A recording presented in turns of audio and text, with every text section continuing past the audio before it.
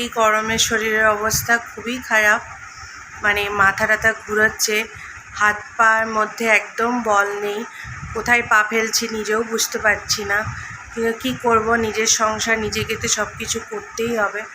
Actually আমার কয়েকদিন ধরেই শরীরটা অনেক খারাপ, তারপরেও গায়ের জোর দেখিয়ে কাজগুলো করছিলাম, অফিসও যাচ্ছি। এখন প্রবলেম হচ্ছে যে আমার ছাতির মধ্যে এতটা পরিমাণ কফ টাইপের জমে গেছে। কফ সিরাপ খাচ্ছি, ওষুধ নিয়েছি 2 দিন হলো, তো কাশির সাথে কফটা উঠছে। বাট 2 দিন আগে তো খুবই খারাপ অবস্থা ছিল, মানে কথা বলতে পারছিলাম না, শ্বাস বন্ধ হয়ে আসছে এরকম একটা লাগছিল।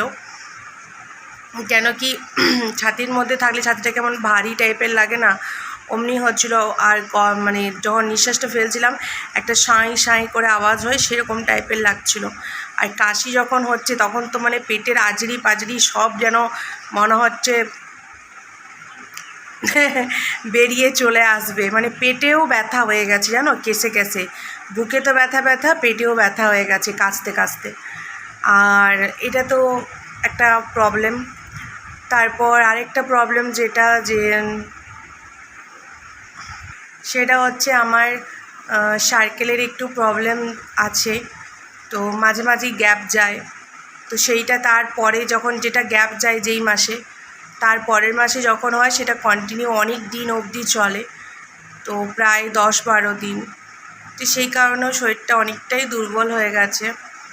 আর এটার জন্য অনেকবার আমি ওষুধ খেয়েছি, ওষুধ খেলেই ঠিক থাকে, তারপরে আবার সেই আগের মতোই হয়ে যায়।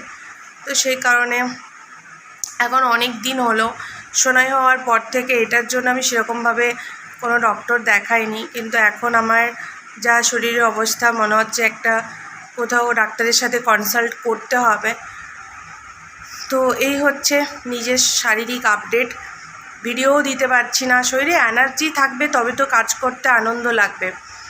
সকালবেলা উঠে ছেলের স্কুল, এখন সকালের দিতে যাওয়া, এসে বাড়ির কাজ, তারপরে ওকে রেখে তারপরে অফিস যাওয়া। আজকে দেখো ঘড়িতে এখন মনে হয় 11টা মতো বেজে গেছে, এখনও অফিস যাইনি। আজকে যাব একটু পঞ্চায়েত ভবনে, সেখানে কিছু কাজ আছে। আমাদের ঝাড়খণ্ডে একটা মাইয়া সমাজ যোজনা চালু হয়েছে প্রকল্প, যেমন ওয়েস্ট বেঙ্গলে লক্ষ্মী ভাণ্ডার, ঠিক সেই রকমই। তো সেখানে আমার 2বার টাকা এসেছে, তারপরে আর আসেনি, বন্ধ হয়ে গেছে।